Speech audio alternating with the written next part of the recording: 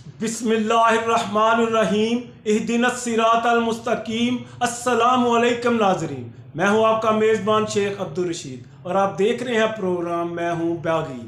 ناظرین، سانحہ مری ایک اندوہناک اور دل ہلا دینے والا سانحہ ہے۔ اس کی اذیتوں کو الفاظ کا جامع پہنانا کسی کے بس میں نہیں۔ سیاحوں کا سفر سیاحت سفر آخرت بن گیا۔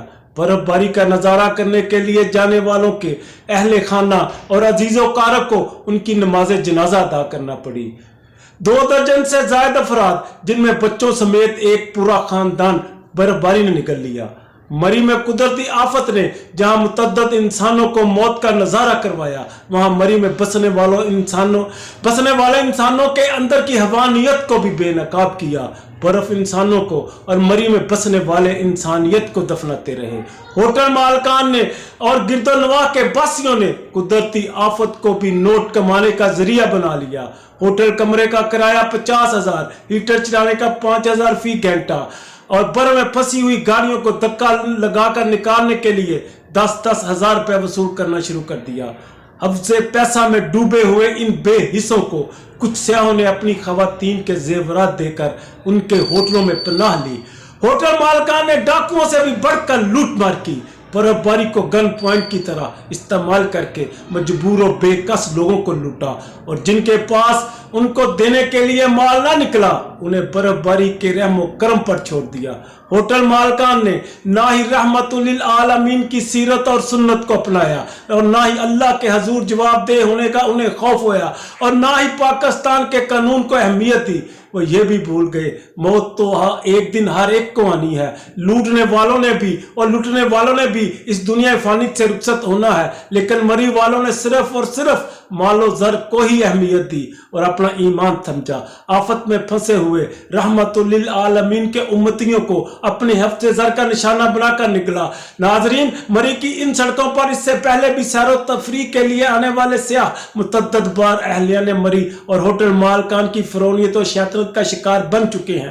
اہلیان مری کے انسانیت کو شمار دینے سلوک کو قوم تک پہنچانے اور ان کے چہرے بے نقاب ہونے پر اس علاقہ کے PTI MLA صداقت عباسی نے اسمبلی میں خطاب کرتے ہوئے شکوہ برے انداز میں کہا ہے کہ مری کے لوگوں نے برف باری میں پھنسے ہوئے لوگوں کو اپنے گھروں میں بھی پناہ دی، انہیں کھانا کھلایا، ان کی خدمت کی۔ اس کا ذکر نہیں کیا جا رہا، صرف مری والوں کی حیوانیت کو ہی بے نقاب کیا جا رہا ہے۔ ان کا یہ شکوہ بالکل جائز ہے، کیونکہ مری کے ہوٹل مالکان نے آسمانی آفت کا فائدہ اٹھا کر انسانیت کو برف کی قبروں میں ہی دفنایا تھا۔ ان کا غلیظ اور مکروہ چہرہ مال و زر کو اپنا خدا ماننے والوں کی حقیقت سے پردہ اٹھانے پر ان کا یہ اعتراض تو بنتا ہے، کیونکہ ان کے خاندان کے لوگوں کے بھی مری میں ہوٹل ہیں۔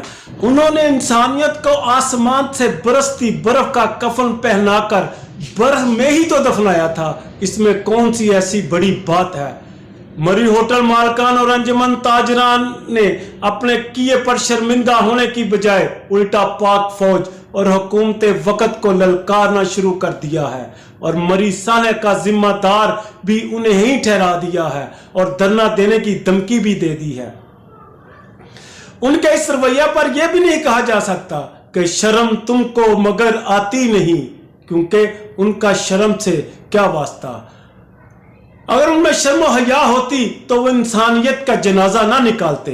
ایک طرف اہلیان مری نے جن سے رزق کماتے تھے انہی کے سر پر اپنی لالچ کی تلوار رکھ کر ان کے سر قلم کیے، تو دوسری طرف انتظامیہ نے بھی توقیر انسانیت کی تذلیل میں کوئی کسر نہ چھوڑی۔ علاقہ کے DC، AC، DPO، RPO اور دیگر اعلیٰ افسران برف باری کے بار میں دبنے والوں کے ٹیکسوں سے اپنے گھروں میں ہیٹر چلا کر گرم بستروں میں استراحت کے مزے لوٹتے رہے، اور ملکہ کوثر جن کے لیے ملک الموت بن گئی وہ چلاتے رہے، پکارتے رہے، لیکن ان کی یہ چیخ و پکار ان تک نہ پہنچ سکی۔ پہنچتی بھی کیسے؟ کہاں یہ عوام، کہاں یہ اعلیٰ و عرفہ بیوروکریٹس؟ اس اندوہناک سانحے پر پنجاب کے وزیر اعلیٰ نے بھی اپنے سردار ہونے اور بیکار ہونے کا بھرپور عملی مظاہرہ کیا۔ لوگ مرتے رہے، लेकिन वो पार्टी तंजीम साजी की बांसुरी बजाते रहे। मीडिया झंझोड़ता रहा, मरने वालों की आखिरी सिसकियां उन तक पहुंचाता रहा, लेकिन वो जिंदा इंसानों को लाशों में बदलने का इंतजार करते रहे। और फिर वसीम अकरम प्लस की कप्तान की कॉल आती है कि बर्फ ने अब इंसानों को बर्फ बना लिया है। फौज ने इंसान से बर्फ में तब्दील होने वालों को बर्फ से निजात दिलाने का अमल शुरू कर दिया है और मिट्टी के बने इंसान को मिट्टी का हिस्सा बनाने के लिए उनके वरासा के हवाले करने का अमल भी शुरू कर दिया है। और कुछ नहीं तो ये नज़ारा ही कर लो। फिर वसीम अकरम प्लस हेलीकॉप्टर पर सवार हुए, मरी पहुंचे। आसमां से ही अहलिया ने मरी हुई इंसानियत और मरे हुए इंसानों को हेलीकॉप्टर में बैठे बैठे हाथ हिलाकर बताया कि मैं हूं वजीर आला पंजाब उस्मान बुज़दार। और जब वजीर आला पंजाब घर पहुंचे तो उन्होंने आते ही सफर सियाहत से सफर आखिरत पर रवाना होने वालों के वरासा के लिए 8-8 लाख रुपए इमदाद का ऐलान कर दिया। और यह ऐलान करके उन्होंने अपने कप्तान का यह शिकवा भी दूर कर दिया कि वह अपनी कारकर्दगी और मंसूबों की तशहीर नहीं करते।